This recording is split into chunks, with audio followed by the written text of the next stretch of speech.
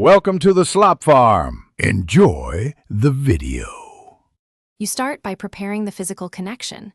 Identify whether your MacBook needs a USB-C or Thunderbolt to Ethernet adapter, because ports vary by model. Once you have the right adapter and a known good RJ45 cable, plug the adapter firmly into the MacBook and seat the cable into the LAN jack or wall port.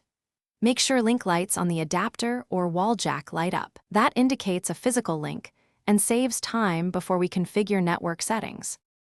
Once the cable is connected, open System Settings and go to Network so you can configure the interface.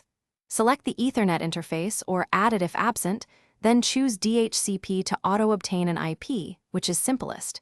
Configure a manual IP only if your network requires a static address, entering IP, subnet mask, and router. Make sure DNS entries are correct for name resolution. After applying, wait for an IP to appear and test by pinging a known host or to finish, verify connectivity. Ping the gateway and an external host to confirm routing and test DNS by resolving a domain name. If you lack connectivity, restart the Ethernet interface or reboot the Mac to clear transient issues.